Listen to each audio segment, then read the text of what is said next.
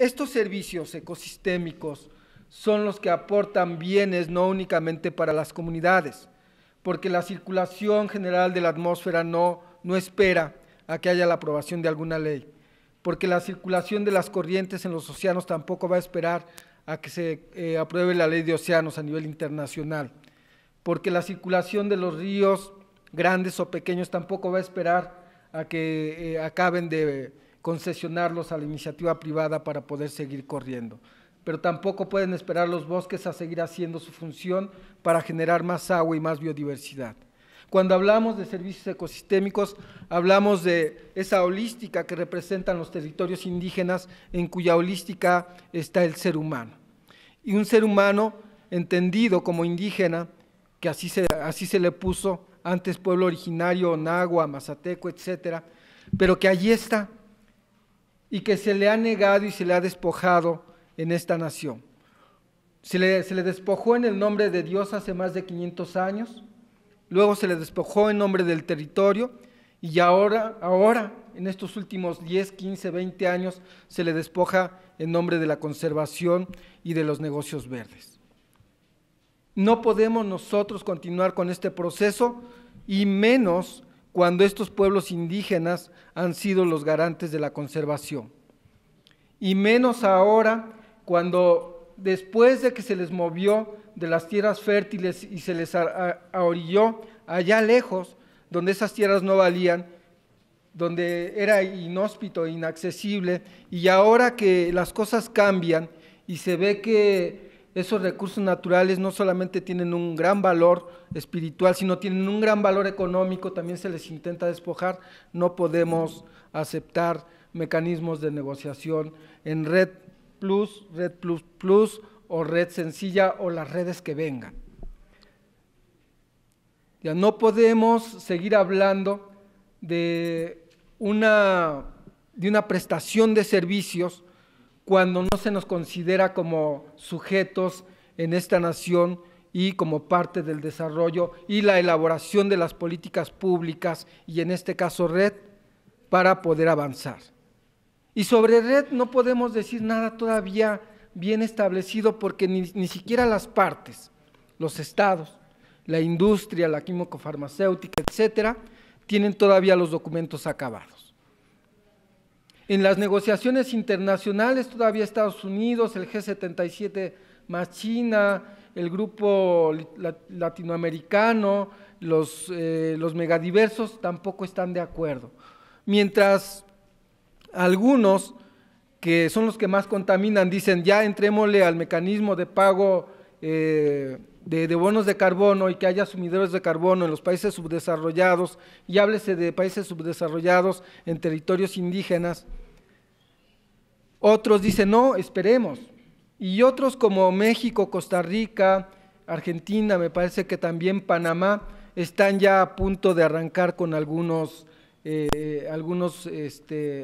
espacios piloto. Cuando estos documentos todavía no están acabados, pero además se han pasado por alto nuevamente, y creo que ha sido por olvido, el derecho a la consulta de los pueblos indígenas. Pero además también el derecho al consentimiento libre, previo e informado, al cual tenemos derecho por derecho internacional signado por el gobierno mexicano. Pero también, además, tampoco nos hemos puesto de acuerdo en el tema de la distribución de beneficios. Y hablar de distribución de beneficios no significa darle a cada quien su peso para que esté contento. No, hablar de la distribución de beneficios es hablar del buen vivir. Un buen vivir que va más allá de la pavimentación de carreteras, que va más allá de la electrificación, que son servicios mismos que el Estado está obligado a brindar a las comunidades indígenas y locales.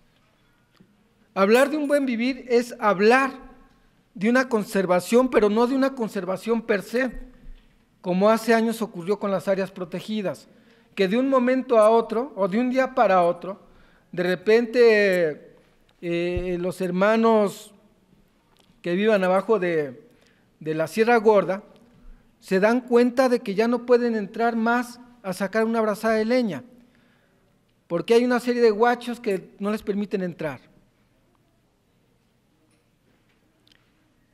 Pero además, en la zona maya se dan cuenta de que ya no pueden entrar a sacar una brazada de guano para construir su casa, porque igual hay una bola de señores que no les permite entrar y que además, si entran, los multan o los encarcelan. Pero que además en la parte norte del país, los Cucapá no pueden más hacer su ceremonia sacando la especie del mar porque está prohibido. Se viola reiteradamente el derecho de los pueblos indígenas, pero además se decide sobre sus territorios. ¿Cómo vamos nosotros a aceptar un mecanismo ahora de red si no hemos participado ni en los RPlan, ni en los RPIN, y menos hemos participado en el desarrollo de las estrategias y de las directrices a seguir para su implementación? Es tan sencillo como su departamento o su casa. De repente llega alguien y dice,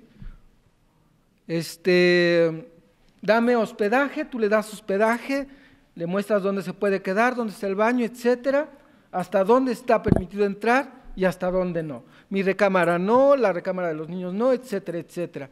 Y te vas y lo dejas, en la confianza de que es un amigo. Y de repente llegas por la tarde, noche o al siguiente día y resulta que este amigo no solamente accesó a todo lo más íntimo de tu casa, sino de que además vendió el televisor, la sala, el comedor, etcétera, etcétera, todo. Y llegas tú y dices, ¿y qué pasó? Y dice, bueno, entramos en una especie de comanejo, y del comanejo yo decidí que se hacía, y estos 5 centavos son la parte que te toca. Tan sencillo como eso. Creo que a nadie nos gustaría que ocurriera eso. Igual a nosotros, no nos gusta que decidan por nuestra casa. Y en ese sentido, tenemos más bien una serie de interrogantes sobre Red Plus mexicana y una propuesta de un fondo verde que estamos preparando como RITA, en donde se incluyan estos derechos. El derecho al consentimiento libre, previo e informado, el derecho a la distribución justa y equitativa de los beneficios, el derecho al acceso a tecnología apropiada, el derecho a decir no, el derecho de participación y el derecho a información. Y desde luego, pasando por el reconocimiento de estos espacios territoriales como espacios propios de los pueblos indígenas. La siguiente, por favor. Dice, la provisión de servicios ecosistémicos es fundamental tanto para nuestros medios de vida como para la subsistencia de las grandes ciudades. Eso está más que demostrado. La naturaleza de Red Plus o Red en cualquiera de sus versiones, Plus Plus o Red Sola o Red Plus, etcétera, no responde a la participación de los beneficios con los pueblos indígenas y las comunidades locales. 3. Red Plus podría representar una oportunidad para los pueblos indígenas y comunidades locales siempre y cuando se nos reconozca como sujetos de derechos colectivos sobre nuestros territorios, tierras y recursos naturales. 4. Garantizar el respeto a la consulta, consentimiento libre, previo e informado, al desentimiento y a la participación plena y efectiva en todos los procesos de toma de decisiones, reconociendo nuestros sistemas y procedimientos de participación, así como resoluciones de las formas de organización comunitaria. La siguiente. Las fases de implementación, monitoreo y reporte son igualmente delicadas. Por tanto, también en ellas, Red Plus deberá reconocer la participación de los pueblos indígenas. Además de tomarse en cuenta indicadores ambientales, deben de establecerse indicadores de impacto cultural, social, económico, político para los pueblos indígenas y comunidades locales. Porque de repente, ¿no?, y eso fue muy interesante en el tema de áreas protegidas, se cuidaba más y se cuidó más eternamente y se sigue cuidando más el tema del impacto ecológico que del impacto cultural. Es impresionante. Y eso me recuerda a un poema de Netzahualcóyotl, que seguramente muchos conocemos, que dice: amo el canto del cenzontle, pájaro de 400 voces, etcétera, etcétera, pero amo más a mi hermano el hombre. Y cuando revisas a Netzahualcóyotl, ves que hay en ese pensamiento, en esa forma de vida, un equilibrio entre el hombre y la naturaleza, hombre, mujer, naturaleza. Y no se privilegia únicamente el tema, como en este caso, del impacto ecológico. ¿Cuántas áreas protegidas negaron y niegan totalmente el acceso a las comunidades indígenas? Cuando estas comunidades demostraron, y se puede ver a través de fotografías aéreas, ahora a través de imágenes de satélite, etcétera, la evolución en el tiempo y el espacio de conservación. Es impresionante que no se cuide tampoco el impacto económico. ¿Cuántas áreas protegidas fueron dadas en comanejo a la iniciativa privada y cuántas han demostrado su inviabilidad? ¿Y cuántas han demostrado su viabilidad y consistencia en México manejadas por las comunidades indígenas? Solamente un ejemplo: el Parque Nacional Grutas de Cacahuamilpa pasó del Estado a la iniciativa privada, y de la iniciativa privada, que intentaba hacer algo así como un Walt Disney allá adentro, a la comunidad.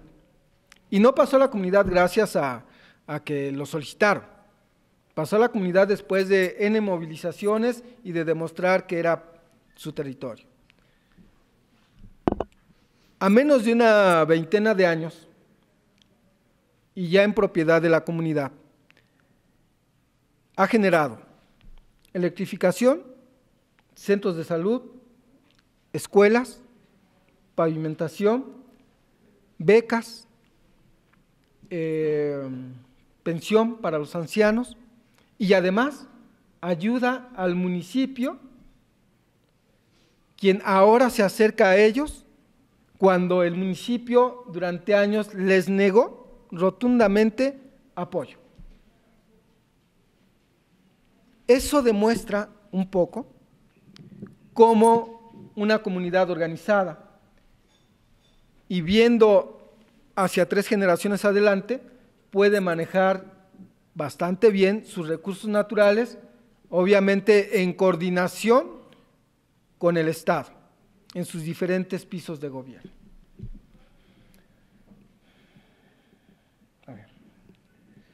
Persiste la ausencia de una verdadera estrategia de participación de pueblos indígenas y comunidades locales. Pues ha habido pocas y tardías reuniones informativas, talleres y menos consultas. La CONAFOR organizó o ha organizado de repente algo que parece una consulta, pero que no queda claro, porque tampoco el tema de la consulta en México está totalmente definido.